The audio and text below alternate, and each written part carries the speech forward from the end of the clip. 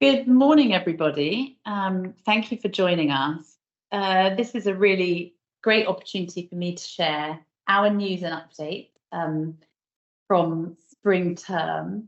I'm happy to report that the sun is shining and the flowers are starting to bud. So I think I can use that word spring with a bit more confidence now.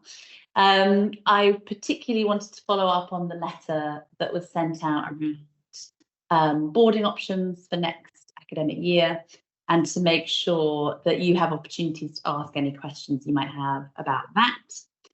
So during the course of this session, there's a Q&A button that you should be able to see on your screen, which you can use to submit questions. And then we'll have an opportunity at the end to talk about any questions that you might have and to answer those. So thank you for your attendance and for your questions. We're going to look at a number of things during this morning's session. General updates and news from us here at OIC Brighton from the spring term, and campus updates specifically about what's happening here and what will continue to happen over the next academic year, including details about that off-site boarding option. I'd like to run through a few more details about the Head Start programme and term dates, because I know lots of people are making travel plans. So to get started with some news about the spring term, as I say, it's been a really wonderful and already a really busy term, and there's lots to report. We look back to celebrating the Chinese New Year at the start of this term, which was a really kind of festive and joyful occasion here with fireworks and a really lovely opportunity to bring the campus to life and light and colour. And that feels like a dream, really, because there's been so much happening here. Of course, the impetus really moves up a gear in terms of academic and exam preparation here, as you can imagine.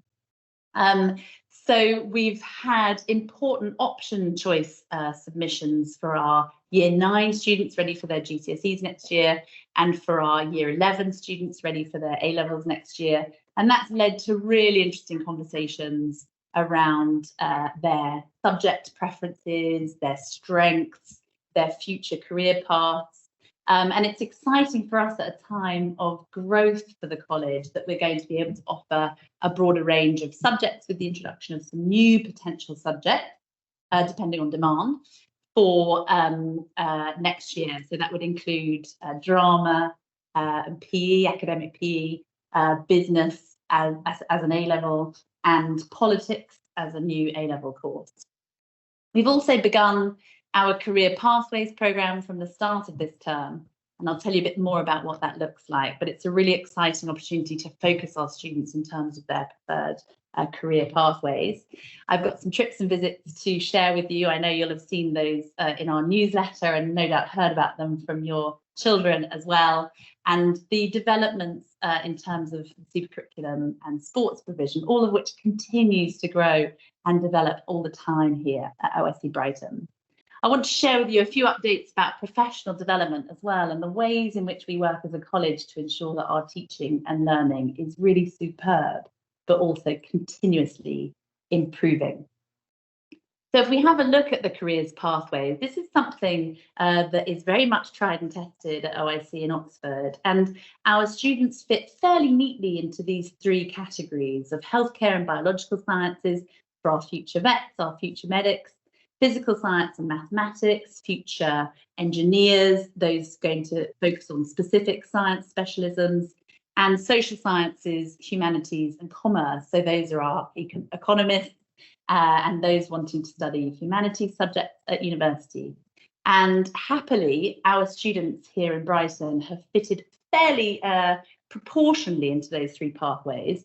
And for our younger students, of course, we're aware that some of them might feel that that's not a 100% sure pathway for them yet, but this programme really offers them the opportunity to keep exploring what those pathways might mean. So this happens for us every Thursday. The students are in those groupings and they work through a monthly cycle, which includes masterclasses, workshops, directed careers study using various platforms, and visiting speakers, as well as university preparation specific to entry test preparation and so on. We have some external support starting for our older students in terms of the specifics of university application processes. And we've had some really insightful visiting speakers.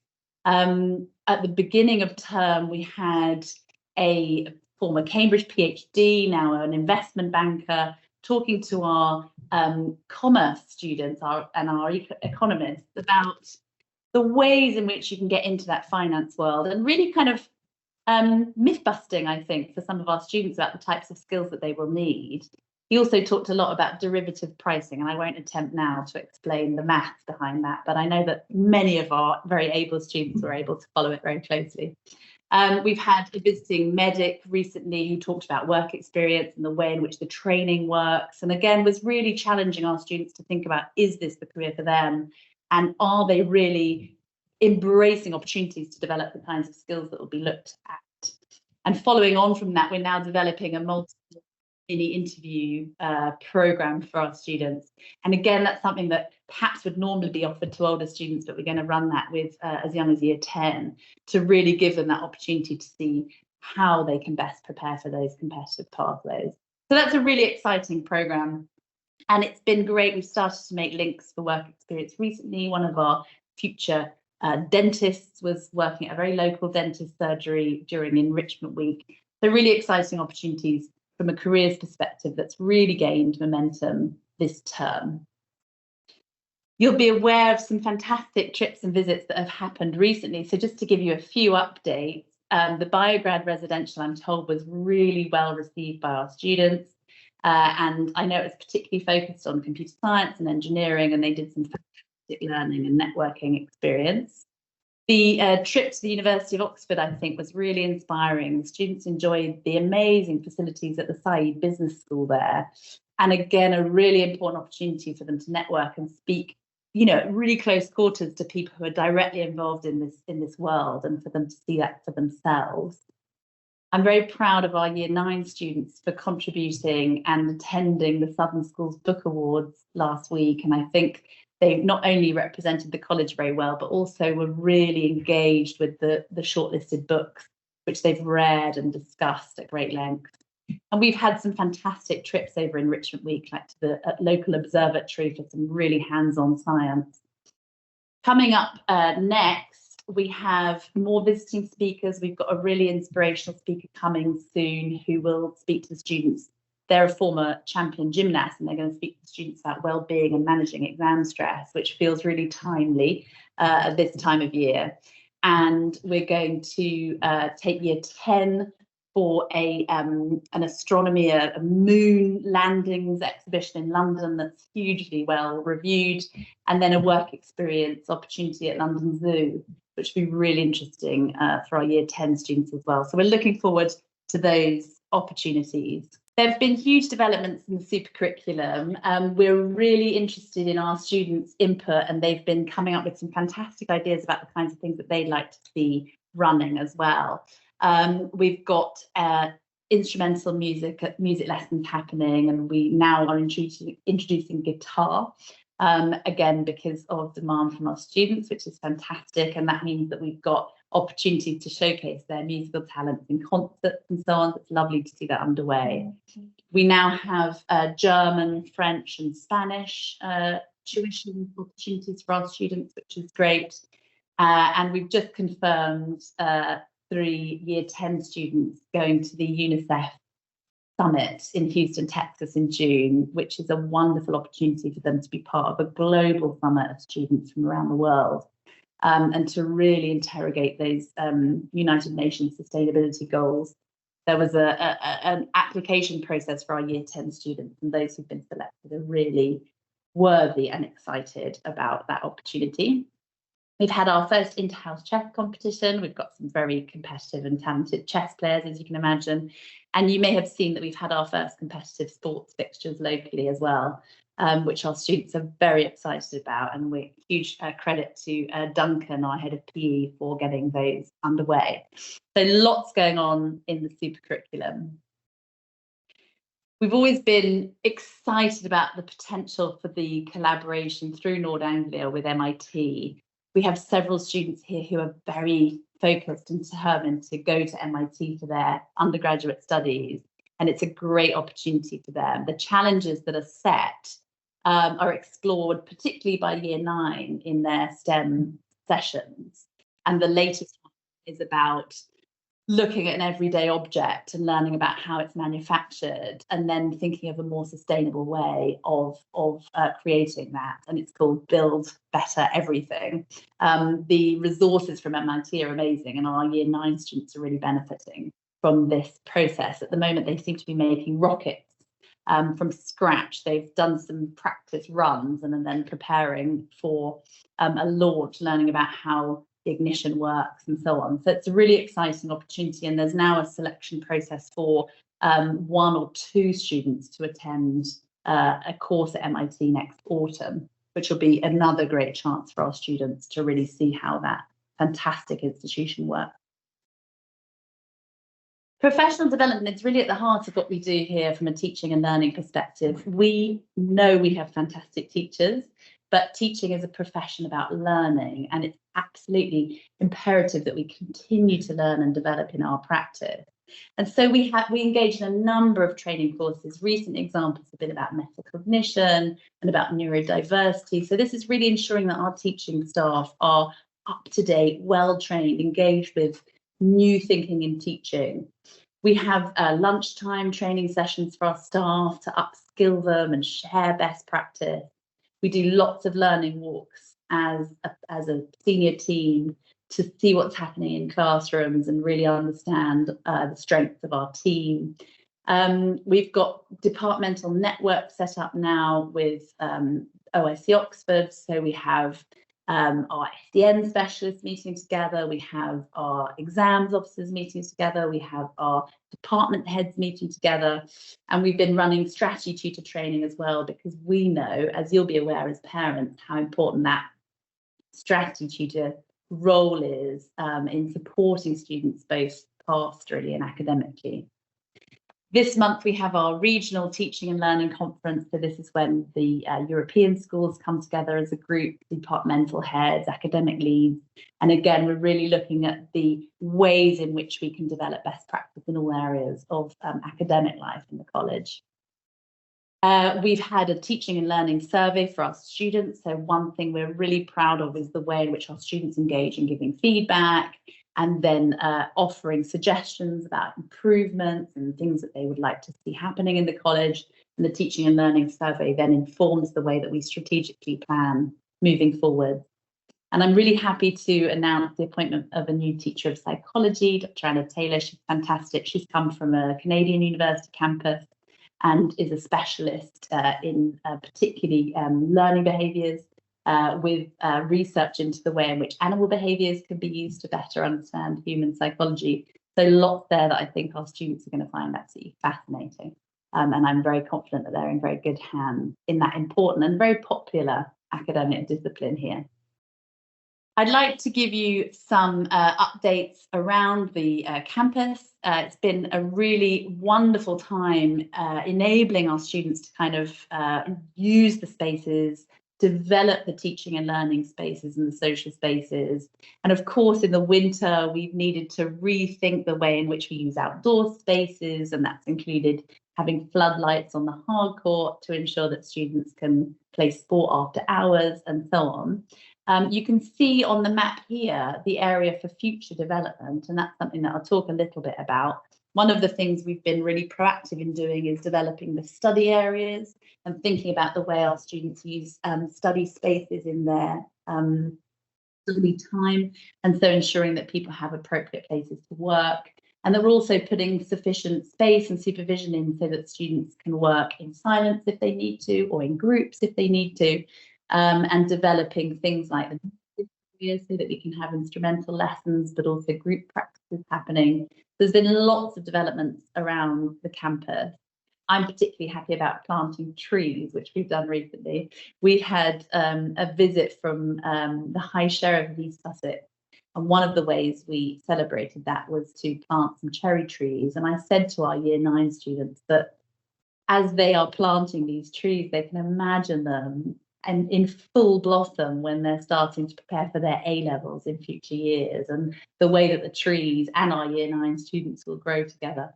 But that was also a wonderful opportunity for our law students to find out more about the workings of the High Court and the Coroner's Court here in East Sussex. So a really great visit. So the future development you can see marked on this map will include, as you'll be aware, a Year 13 boarding house, which gives specifically more single ensuite beds for 13 students, and a sports hall, and then the development of Ovingdean Wing with further boarding, teaching and learning spaces, including specialist learning environments, more laboratories and the art and design spaces. So those developments are really exciting, but there are various kind of fairly rigorous constraints around planning permission. Okay. This is something that I would describe as a sort of necessary evil. It's wonderful that what the local government does here is protect heritage sites, protect the beauty of our environment, and nowhere is that more obvious than in Ovingdean, where we're surrounded by these fantastic historical buildings, and it's very beautiful and it's very sensitive. But what that can do is lead to delays in large-scale projects such as this one. So unfortunately, the delay has meant that our Year 13 boarding house will not be ready for next academic year. And we've thought then about how important it is for some of our students to have particularly those single ensuite rooms, seen very much as a way of preparing for undergraduate life.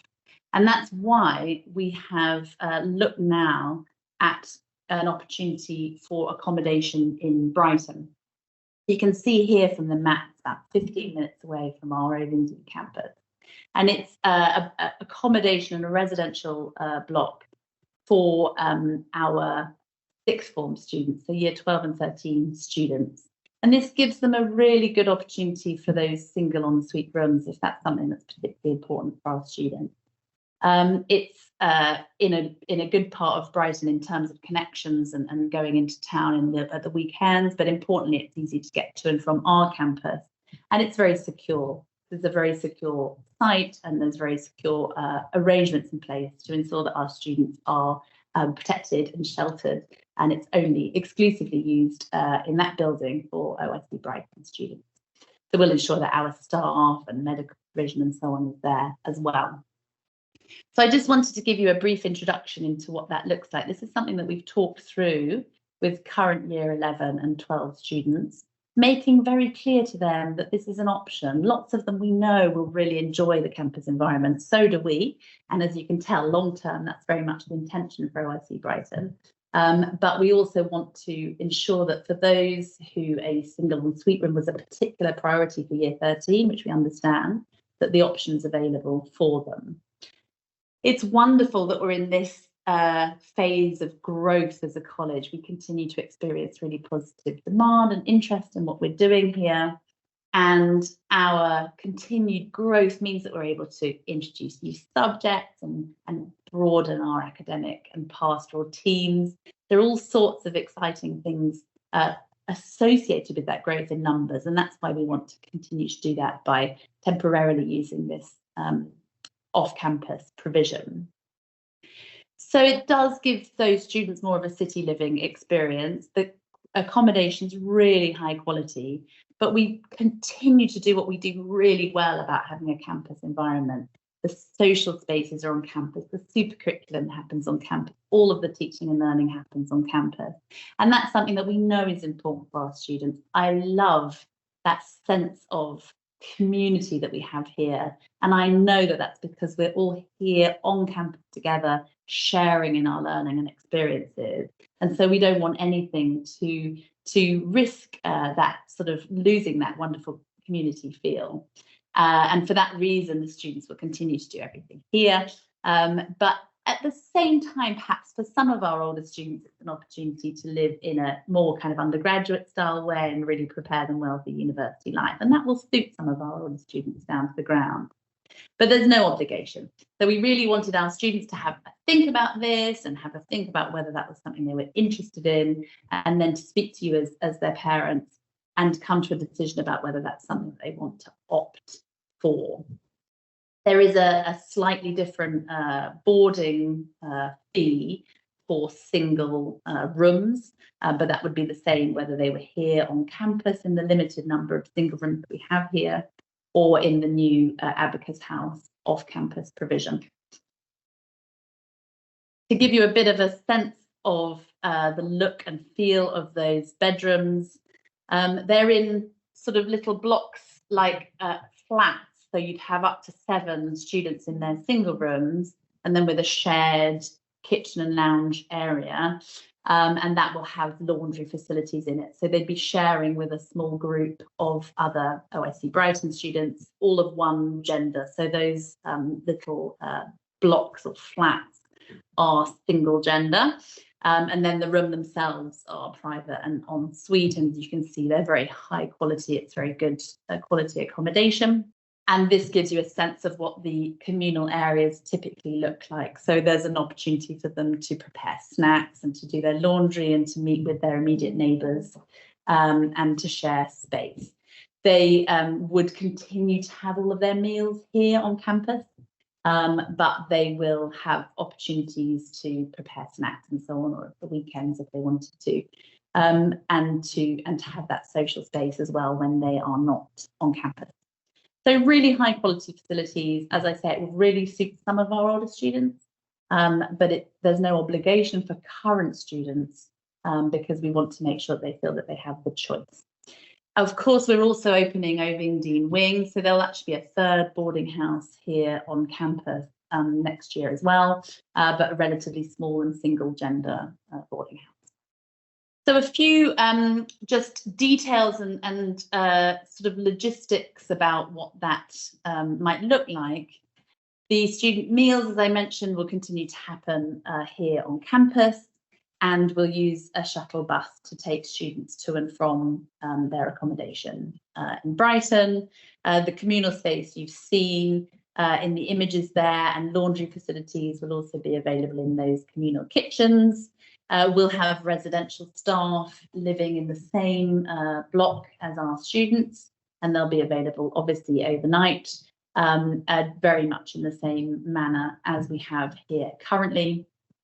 And the same regulations, expectations around leaving college accommodation will apply there as they do here. The well-being and safety of our students is uppermost in our minds. And so although, of course, the older students are able to go into town at the weekends and they're able to use local facilities, that would be the same for those living in the Brighton accommodation, but they will need to make sure that they have the correct permissions. And you as parents, of course, have that oversight via the Reach app in terms of where students are. It's very secure. There's a 24/7 staffed reception desk at the entry. There's overnight security, and of course we'll have our own residential staff, and we'll have medical staff on site there as well during the day to meet any medical needs that our students might have, much as the college nurse does here on campus. Just a brief reminder from me really in terms of Head Start and term date. Those of you with students currently in year 11 and 12 will remember the Head Start programme that was run during last August. It was a really important fortnight in terms of making sure that our students were settled in, got to know the local area, but more importantly, had a real head start on their academic programme. And that's particularly important for that 1-year GCSE course, of course, as well. I was talking to a student recently who described that Head Start fortnight as the best experience in his life. And when I asked him a bit more about why that was, he said he'd never had an opportunity to come together with like-minded students, but from so many different parts of the world, and to be able to kind of share experiences, learn from one another. So we really hope that it will continue to be such a positive experience. For year 12, so our current year 11 students going into year 12, it runs from the 19th of August, and the focus is very much on an academic head start to the A-level programme. So this will be about extended project preparatory work, baseline testing, careers workshops with visiting specialists, as well as supercurricular trips and activities for our current students and incoming students to get to know one another and come together as a community.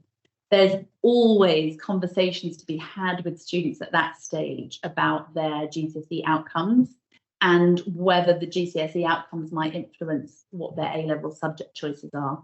So another really important focus at that time of year is to think about making sure each student is doing the right A-level subjects, that they've made the right subject selections, and that those subject selections are going to really work for them. So that's also an important part of that process for those going into year 12. For our current year 12 students going into year 13, we have a UCAS preparation programme, very much in line with the programme run by OIC Oxford, and really focused on getting their university applications prepared and ready to go. Really, because the first term of year 13 has to be necessarily really academically rigorous and quite intensive. The university application process, especially for our medic, vet, Oxbridge candidates, is early and it's time consuming. Of course it is. And so we want to make sure that the more we can do during that UCAS preparation course in August, the less potentially kind of distracting or burdensome it is when they're also getting on with their A-level studies. So again, expert guest speakers and workshops by specialists, ensuring that each individual student has that strategy for their university applications. They may be writing up their extended project qualifications at that stage as well, so we're able to offer support in them doing that for those to whom that applies, and specific careers pathway activities as well as the curricular trips and activities. There is a charge for the UCAS programme in the summer for those going into year 13, as you can see on the screen, and we'll publish details of that to the relevant year groups in the coming weeks. So that gives you a brief overview and update of things both happened this wonderful term so far and things happening in the exciting year ahead. And I'd be very happy to answer any questions that you may have. Yes, Stephen, go ahead. Hi, can you hear me? Yes, hi, Stephen. Hi, thank you so much for your time. This is Stephen. I would like to ask a question about the frequency of the shuttle bus from the downtown back to the school. Yeah, we're keeping a slightly open mind about it. The students were asking if they could stay in their accommodation and only come in for lessons. I'm quite keen for the students to be here for the whole school day, not least because we think that we want them to be able to access their teachers and to be able to study in kind of supervised areas. So there'll certainly be buses at the beginning and end of the day, and there'll be more than one later in the day, so that if students wanted to stay late on campus and to take part in activities or whatever, that they could and go back later. The question then is whether we think there should be opportunities for students to stay and study in their accommodation. And then, if they had a double study period in the morning, for example, and then come in a bit later. And at the moment, what we're going to do is wait and see exactly what the timetable looks like. So if it was quite obvious that, for example, we had lots of year 13s who had study periods on a specific morning or a specific afternoon, then we'd arrange buses to suit those needs. So we're keeping a fairly flexible approach to it at the moment. But as I say, my preference is that our students are here and that they do most of their independent study and most of their activities and everything here, and are plan to be here during the school day. But if there are obvious times during the week where actually we have a group of students who want to go back to accommodation early or come onto campus a bit later, then we'd make that possible. It's really not a very long journey, so it's relatively easy for us to arrange in small buses. Thank you so much. That means, in a nutshell, there must be a school bus arrangement in the early morning and then maybe in the after school time. But then whether there will be any shuttle bus in between, that will be under discussion. Is that correct? Exactly. Okay. Exactly. Yep. Yeah. Thank Yep. you. Thank you.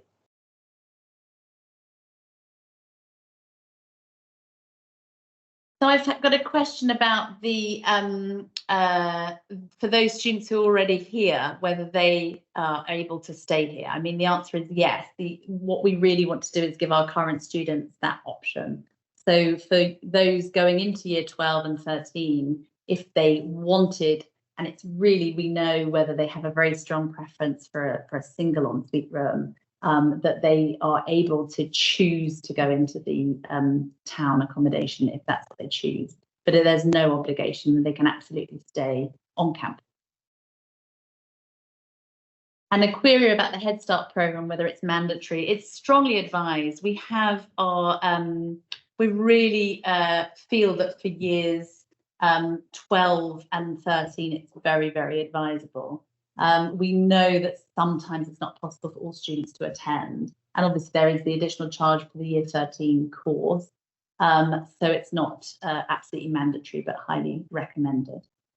And there is a Head Start programme for year 11, but that's for the 1 year, year 11 programme. So if you have a child who's currently in year 10, they are not expected to attend the year 11 Head Start because they're continuing with their 2-year programme.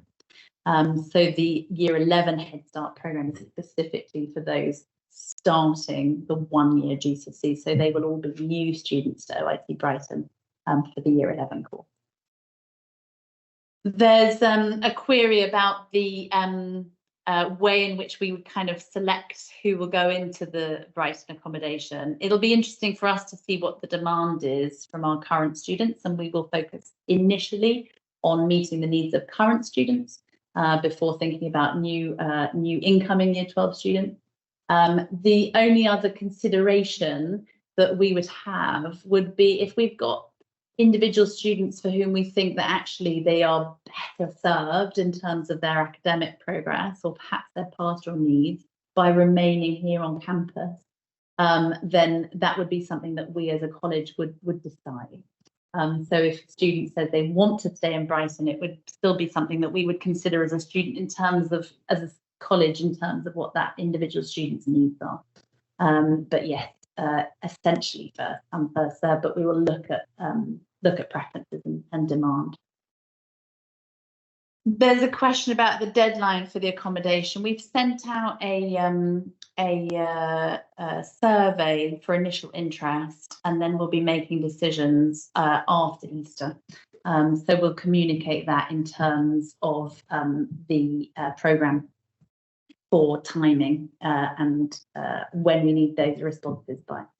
And it partly, obviously, there are considerations in terms of the gender balance and how many of each gender we can accommodate in different parts of the college campus and so on. So we'll be in touch about the timing, and for you as parents to show both preference but also your consent.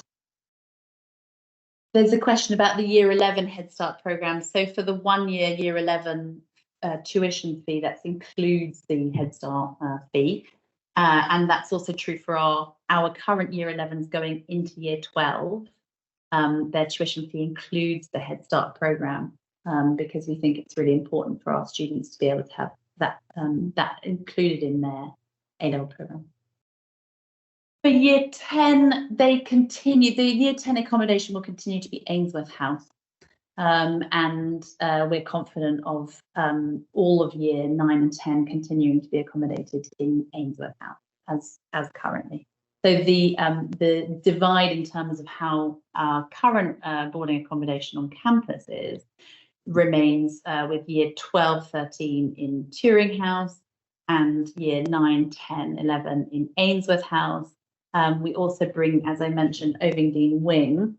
I gesture because it's upstairs in Ovingdean Hall where I'm sitting at the moment. As I say, that will be single gender. And at the moment, we think it'll be a year 11 girls' house, but I'm afraid that's subject to change depending on demand and different numbers, and ultimately the number of boys and girls that we have in the, which is still something that is subject to change as we continue to recruit students. Okay, well, it serves to me to just say thank you so much for your time this morning or this evening, depending on where you are in the world. I continue to be enormously excited and proud of the developments here. And I think our students are doing brilliantly. I've spoken to a bit today about the super curricular opportunities and trips and visits. but it's becoming apparent to us that particularly our exam classes are starting to get into that mind frame where they're very much heads down and very focused on the upcoming exams, and that's absolutely right at this time of year. So our responsibility continues to be to ensure that our students are motivated, that they're working hard, that they feel challenged, but also that they are well supported and happy and safe, because we know it can be quite a stressful time for some of our students. So I'm really impressed by the extent to which they've been just so positive and they're making such extraordinary progress, and I just anticipate really wonderful things from them in the future and from us as a college as we continue to grow. So thank you so much for your attendance, and if there are further questions that occur to you, feel free please to reach out to us and we'll get back to you. Thank you so much.